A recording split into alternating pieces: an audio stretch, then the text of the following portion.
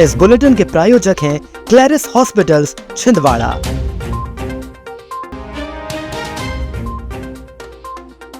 Flop साबित हुआ प्रशासन का पुस्तक मेला। जंगल में लगी आग, वन विभाग की चौकी जलकर खाक।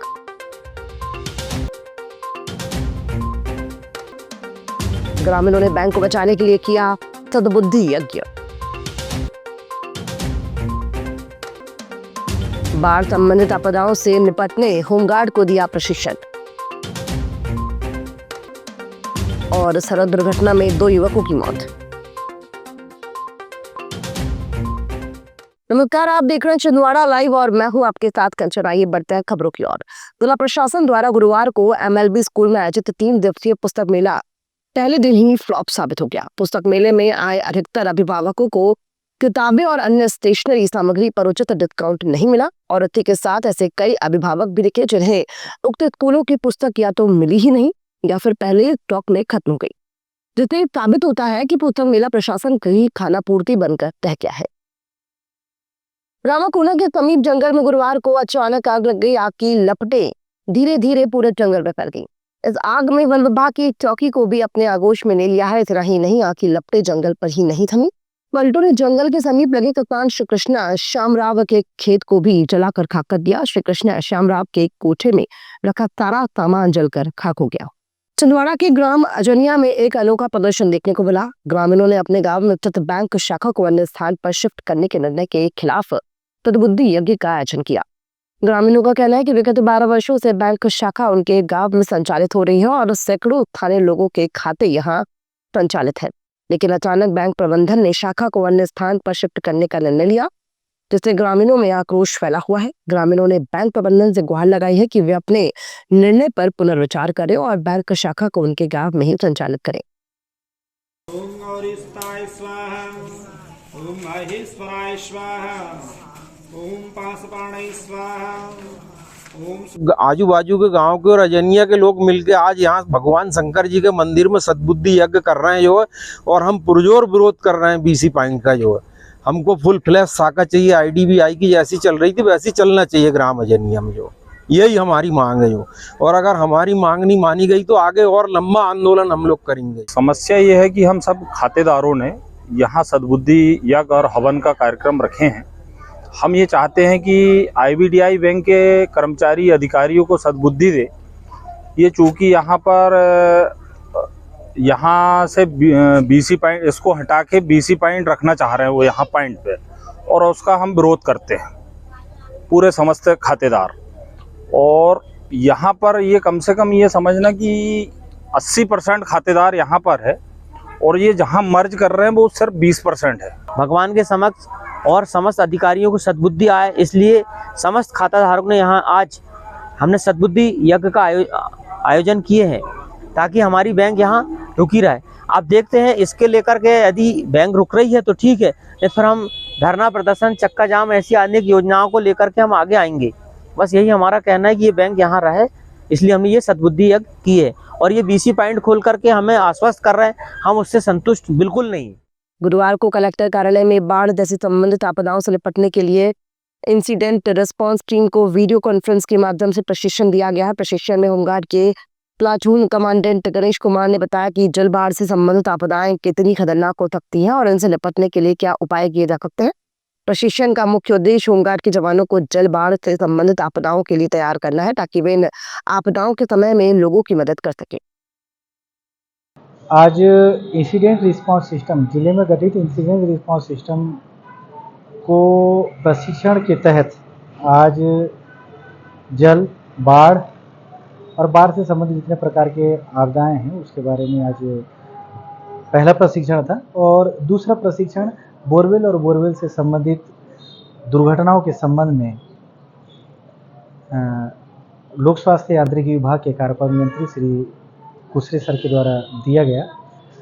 प्रथम चरण में प्रथम सत्र में जो बाढ़ आपदा के संबंध में प्रशिक्षण दिया गया, वीडियो कॉन्फ्रेंस के माध्यम से मेरे द्वारा प्रशिक्षण कार्यवाही की गई।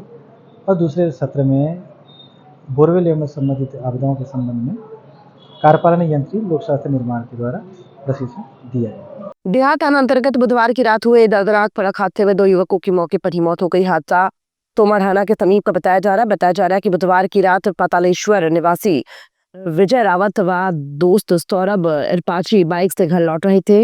इसलिए आरटीओ कार्यालय समीप एक तेज रफ्तार में अनियंत्रित डंपर ने उन्हें टक्कर मार दी, जिससे वो बुरी तरह से घायल हो गए। तब तक उन्हें अस्पताल लाया गया, तब तक उनकी मौत हो गई। घटना के बाद डंपर चालक वाहन छोड़कर मौके से फरार हो गया। छिंदवाड़ा नागपुर रोड पर स्थित बंजारी माता मंदिर के पास एक पार्सल कंटेनर में अचानक आग लग गई। घटना की सूचना मिलते ही तौथर पुलिस और फायर ब्रिगेड की टीम मौके पर पहुंची। पुलिस और फायर ब्रिगेड की सूझबूझ से जेसीबी की सहायता से कंटेनर का दरवाजा तोड़ा गया और फायर ब्रिगेड की टीम ने आग पर काबू पाया। इस घटना में कोई जनहानि नहीं हुई है, लेकिन कंटेनर में रखे सामान को नुकसान पहुंचा है। पुलिस ने घटना की जांच शुरू कर दी है और आग लगने के कारणों का पता लगाने का प्रयास कर रही है। भारतीय जनता पार्टी अनुसूचित जाति मोर्चा की जिलाध्यक्ष ज्योति डेहरिया ने कलेक्टर को पत्र लिखकर जिला पंचायत अध्यक्ष संजय पुनहार की जाति प्रमाण पत्र की जांच की मांग की है।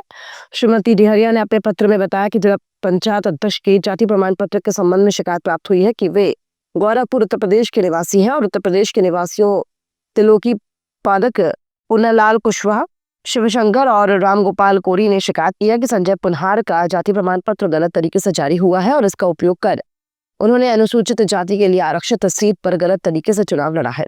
श्रीमती डेहरिया ने कलेक्टर से अनुरोध किया है कि वे संजय पुनहार के जाति प्रमाण पत्र की जांच करें और उचित कार्रवाई करें। हमारे परासिया के जो ग्रामीण जन हैं उन्होंने शिकायत करे थे, जो जाति प्रमाण पत्र है उनका तो वो ओरिजिनल नहीं है, वो फर्जी है। उनके उससे जिला पंचायत चुनाव लड़े और चुनाव का पत्र दिखा करके खूब गौरव दिखाते हैं और बहुत परेशान करते हैं लोगों को। इसलिए हम हमारे पूरे परासिया के पूरे मंडल अध्यक्ष हमारे महामंत्री परमजीत सिंह जी और मैं आई थी कलेक्टर सर के पास, तो उनको बताया है। सांसद विवेक बंटी साहू के प्रयासों से छिंदवाड़ा के पत्रकारों ने नए संसद भवन का गत दिवस भ्रमण किया। इस दौरान पत्रकारों ने संसद में चल रही शून्यकाल की कार्यवाही को संसद भवन में दर्शक दीर्घा बैठकर देखा। इसके बाद सांसद बंटी साहू ने दोपहर और रात के समय का भोजन सभी पत्रकारों के साथ बैठकर किया। पत्रकारों ने बताया कि छिंदवाड़ा के इतिहास में ये पहली बार हुआ है कि किसी सांसद ने संपूर्ण व्यवस्था के साथ पत्रकारों को संसद भवन सहित दिल्ली का भ्रमण कराया और साथ में बैठकर दोपहर और रात का भोजन भी किया है। पिछले दिनों पत्रकारों ने सांसद से मुलाकात करते हुए नए संसद भवन के भ्रमण के साथ संसद की कार्यवाही देखने के लिए निवेदन किया था। इसके बाद उन्होंने दिल्ली भ्रमण की संपूर्ण व्यवस्था करते हुए उन्हें दिल्ली चलने का अवसर दिया था। दिल्ली भ्रमण पर गए पत्रकारों में महेश चांडक, श्याम साहू, आशीष ठाकुर, ओम प्रकाश सोलवंशी ने उन्हें संसद भ्रमण कराने पर सांसद बंटी विवेक साहू का आभार व्यक्त किया है। छिंदवाड़ा में 9 और 10 अप्रैल को भगवान महावीर का 262वां जन्म कल्याणक महोत्सव मनाया जाएगा। ये महोत्सव विविध अनुष्ठानों के साथ भक्ति भाव पूर्वक मनाया जाएगा। महोत्सव की तैयारी के लिए गोलगंज स्थित संत निवास में सकल जैन समाज की बैठक आयोजित की गई। बैठक में बड़ी संख्या में जिन शासन सेवक सम्मिलित हुए और सभी ने महोत्सव को ऐतिहासिक रूप से मनाने का निर्णय लिया। इस अवसर पर सर्वसम्मति से विशाल जैन को महोत्सव का संयोजक और राजेंद्र पाटोदी को अध्यक्ष बनाया गया है।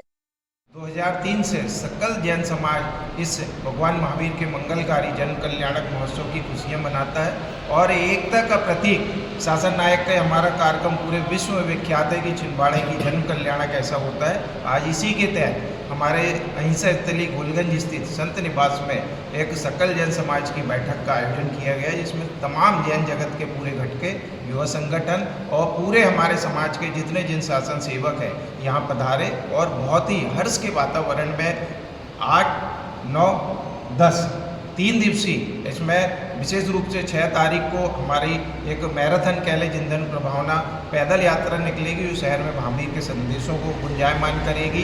आज 9 और 10 को हमारी जो जिंदन प्रभावना रैली, रात को सांस्कृतिक कार्यक्रम, 10 तारीख को 3 लोक के नाथ का मंगलकारी जन कल्याणक महोत्सव महाराज श्री के सानिध्य में संपन्न होगा। हिंदू उत्सव समिति द्वारा आयोजित रामनवमी पैदल यात्रा को भव्य बनाने गुरुवार को शांतिनाथ लॉन में महिला शक्ति की बैठक आयोजित की गई। बैठक में शहर के विभिन्न महिला मंडलों की प्रतिनिधियां उपस्थित रहीं और उन्होंने रामनवमी पैदल यात्रा में बढ़ चढ़कर भाग लेने का संकल्प किया। हम मातृ शक्तियाँ यहाँ सभी जो मौजूद हैं, हमारे नाम के आगे ये जो शब्द लिखा हुआ है शक्ति, उसी से हमें अंदाजा लगा लेना चाहिए कि हमारे अंदर शक्तियाँ मौजूद है। उसे हमें पहचानने का बस देर है। जिस दिन हम उसे पहचान लेंगे तो धर्म से जुड़े हर कार्यों में सबसे पहला जो कदम रहेगा मातृशक्तियों का रहेगा।